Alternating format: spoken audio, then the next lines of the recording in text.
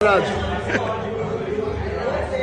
क्या वीडियो हो रहा है? वीडियो हो रहा है। हाँ। अरे वीडियो हो रहा है। Long live our friendship, long live Sunny Deol. 1947 yes, Lahore then setting picture हो गया।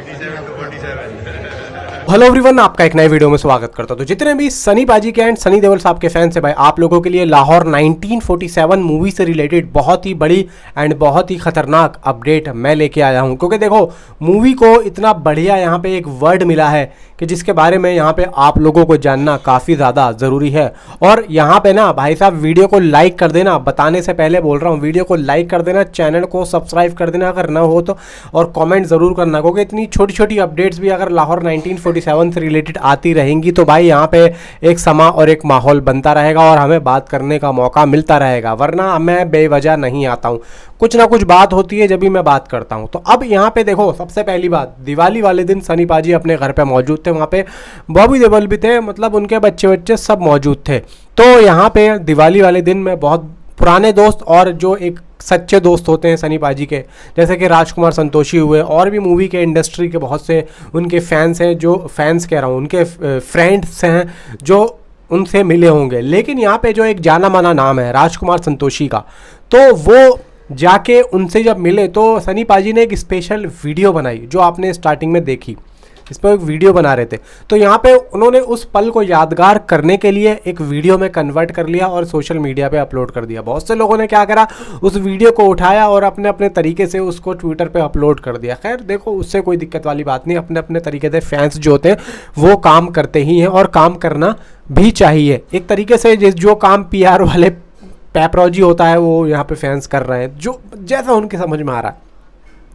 खैर वो होगा, दावत वावत हुई यहाँ पे, खूब जो है खाना पीना हुआ, फिर यहाँ पे कुछ बातें भी बताई गई जो कि अंदर की बात है। और क्या अंदर की बात है, देखो यहाँ पे आप लोगों को अच्छे तरीके से पता है कि लाहौर 1947 जनवरी में आने वाली थी, लेकिन अभी वो अनऑफिशियली तरीके से पोस्टपोन हो गई है। आमिर खान प्रोडक्शन ने उस मूवी को पोस्टपोन कर दिया, लेकिन यहाँ पे अभी तक कोई ऑफिशियली अनाउंसमेंट है नहीं। तो अभी यहाँ पे हम लोग ये नहीं कह सकते कि वो पूरी तरीके पोस्टपोन हो गई। लेकिन यहाँ पे देखो, पिंक विला ने बोला है तो यहाँ पे हम मान लेते हैं, लेकिन आमिर खान प्रोडक्शन से अभी तक कोई यहाँ पे अफवाह भी नहीं है और ना ही कुछ ऐसी चीज़ है कि लाहौर 1947 आमिर खान प्रोडक्शन की तरफ से पोस्टपोन हुई है। कोई अपडेट वहाँ से आया नहीं है। पिंक विला की तरफ से आया था कि भाई जनवरी में आ रही है, और पिंक विला की तरफ से आया कि अब जनवरी में नहीं आ रही है। इसलिए हमने उनकी सुनी और उन्हीं की ही सुनी और उन्हीं की ही सुनते आ रहे हैं। क्योंकि लाहौर 1947 का हमने टीज़र कट का भी सुना था, जो कि सनी पाजी के बर्थडे वाले दिन आ सकता था, लेकिन कुछ वजह से वो नहीं आया। खैर कोई बात नहीं। अब यहाँ पे जो मसला निकल के आया है वो ये आया है कि लाहौर 1947 अब कब आएगी।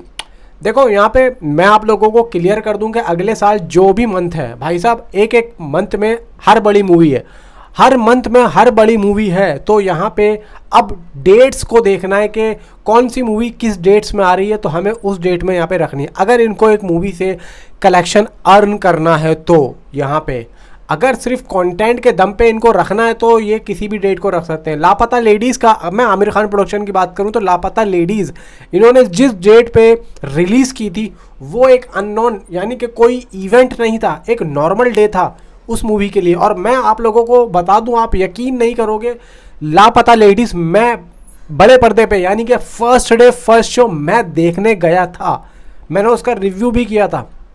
मैं जब देखने गया उस मूवी को तो तकरीबन 10 से 12 लोग थे उस मूवी के अंदर, और मेरे कहने पे, यानी कि मैं जब गया तो तीसरा चौथा बंदा मैं था। मूवी के आधे घंटे के बाद में रिलीज, मतलब मूवी जब आ गई चल रही है उसके आधे घंटे के बाद में 4-5 आदमी आए थे। मतलब हम 2-4 आदमियों की वजह से उन्होंने मूवी को चलाया था, वरना वो चला भी नहीं रहे थे। तो ऐसे मौके पे क्योंकि वो बड़ा स्टार नहीं था भाई, ये भी एक फैक्ट होता है। अब मूवी रिलीज हो चुकी है, अब अगर वो दोबारा से बड़े पर्दे पे आएगी तो शायद उससे ज़्यादा फर्स्ट डे फर्स्ट शो में भीड़ हो। लेकिन जो हुआ सो हुआ। तो मैं आप लोगों से एक बात कहना चाहूँगा, जो मैंने लापता लेडीज़ का एक जिक्र छेड़ा है। लापता लेडीज़ का जो कंटेंट था वो बहुत बेहतरीन कंटेंट था। भले ही मूवी ने कोई पैसा इतना अच्छा नहीं कमाया, लेकिन नाम बहुत कमाया। और अगर मैं किसी और मूवी की बात करूँ तो उन्होंने उतना नाम नहीं कमाया। भले ही पैसा ज़रूर कमा लिया, लेकिन नाम उन्होंने उतना नहीं कमाया। भाई ऑस्कर तक में यहाँ पे इस मूवी को जोड़ा गया ऑस्कर से, तो यहाँ पे अपने आप में ही ये बहुत बड़ी बात है। अभी जापान में रिलीज़ है, जापान में भी इस मूवी को बहुत ज़्यादा पसंद किया जा रहा है। क्यों? क्योंकि उसका जो एक प्रमोशन लेवल और उसकी जो एक स्क्रिप्ट का जो एक लेगेसीज है ना आमिर खान प्रोडक्शन की, भाई वो बहुत ज़्यादा ज़बरदस्त रही है। और आमिर खान ने अगर लापता लेडीज़ या लाहौर 1947 जैसी मूवियों को चुना है और बनाया है, तो आप लोग ये देखो कि लापता लेडीज़ के रिलीज़ होने के भी 6-7 महीने के बाद में भी वो अपने ट्विटर चैनल पे लापता लेडीज़ का जिक्र कर रहे हैं और उनको और भी ज़्यादा जगहों पे रिलीज़ करने की सोच रहे हैं। तो इससे आप अंदाज़ा लगा लो कि लाहौर 1947 को आमिर खान अगर जब तक नहीं ला रहे हैं, प्रमोशन में नहीं ला रहे हैं, जिस दिन वो प्रमोशन लेवल पे उतर गए, तो मैं आप लोगों को दोस्तों यकीन दिला रहा हूँ कि वो इस मूवी को भाई साहब जब तक नहीं छोड़ेंगे, जब तक वो पूरे तरीके से निचोड़ ना लें। आप ये समझ लो, अब उसमें 6 महीने लगे या साल भर, और तो और मुझे तो ऐसा लगता है कि वो अपनी सितारे ज़मीन का पर को भी आगे ना पहुंचा दें लाहौर 1947 का जब क्रेज़ होगा। और यहाँ पे राजकुमार संतोषी ने जो एक बात बोली है कि ये जो मूवी होने वाली है वो यहाँ पे ट्रेंड सेटर होने वाली है।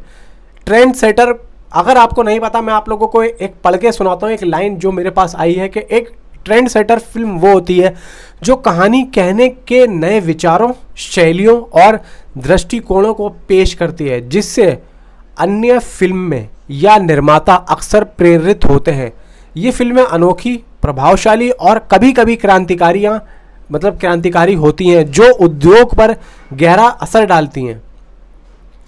तो यहाँ पे देखो, भविष्य और परियोजनाओं को आकार देने के लिए, उदाहरण के लिए जैसे कि अभी मूवीज़ आई थी अवतार और द मैट्रिक्स, इस तरीके की मूवीज़ ये ट्रेंड सेटर मूवी थी। तो यहाँ पे ट्रेंड सेटर अगर राजकुमार संतोषी ने इस मूवी को बोला है, तो मुझे यहाँ पे यकीन है कि ये मूवी एक अच्छा खासा नाम कमाएगी, पैसा कमाएगी और तो और छा जाएगी। इतना तो मैं जानता हूँ, क्योंकि मैं इस मूवी से यकीनन भाई साहब ज़मीनी प्रभाव से जुड़ा पड़ा हूँ, क्योंकि मैं इस मूवी की स्क्रिप्ट पे काम कर चुका हूँ, इस मूवी के डायलॉग्स को बोल चुका हूँ। मैं यहाँ पे एक शायर का किरदार कर चुका हूँ इस मूवी में, एक प्ले के दौरान मैंने किया था 2016 या 17 में, आई थिंक सो, उसी के आसपास किया था, अगर मुझे याद है तो। हाँ, इतने ही इसी टाइम किया था। तो भाई मैं इस वजह से इस मूवी को इतना ज़्यादा जो है पसंद कर रहा हूँ, एक्साइटेड हूँ इस मूवी के लिए। और देखो जिस तरीके से स्क्रिप्ट है ना भाई, बहुत दमदार स्क्रिप्ट है। डायलॉग डिलीवरी शबाना आज़मी वाले जो कैरेक्टर से होंगी ना, और यहाँ पे जो सनी पाजी का कैरेक्टर है सिकंदर हयात का, जो इस मूवी का कैरेक्टर का नाम है प्ले में, मैं उसका नाम बता रहा हूँ, वो भाई साहब बहुत ज़बरदस्त होने वाले हैं। मतलब जो पंचेज होंगे ना, एक्शन से ज़्यादा डायलॉग्स में होंगे। फिर यहाँ पे करण देवल का जो कैरेक्टर है, उसमें बाप बेटे का जो होगा सीन, भाई बहुत उम्दा लेवल का है। मतलब एक ड्रामा जो होगा ना, हिला के चौंका के और ऐसा कर देगा कि आप लोग एक नहीं 2 बार देखोगे। और पूरी फैमिली इंटरटेनर मूवी है। और ये देखो हिंदुस्तान और पाकिस्तान को मिला रही है भाई, ये मूवी अलग नहीं कर रही है, मिला रही है। तो एक सनी पाजी का एक नया ऑरा आप लोगों को देखने को मिलेगा कि अभी तक जिस तरीके से यहाँ पे एक जो है लड़ाई दिखाई है, खिलाफत दिखाई है, तो अब यहाँ पे एक प्यार भी होगा। क्योंकि लास्ट में सनी पाजी का एक डायलॉग है कहानी के अकॉर्डिंग कि नहीं, हमें इनको उसी तरीके से करना चाहिए जैसा कि इनका धर्म है, यानी कि शबाना आज़मी का जो कैरेक्टर होता है वो मर जाता है। तो यहाँ पे जो सीन है भाई वो एक अलग ही है। इसीलिए दोस्तों जितना टाइम लग रहा है, फिर यहाँ पे एक अलग ही सीन सेट होगा। मैं इंतज़ार कर रहा हूँ उस दिन का जिस दिन मुझे इसकी रिलीज़ डेट पता लगेगी। फिर देखना मैं किस तरीके से यहाँ पे काम करता हूँ।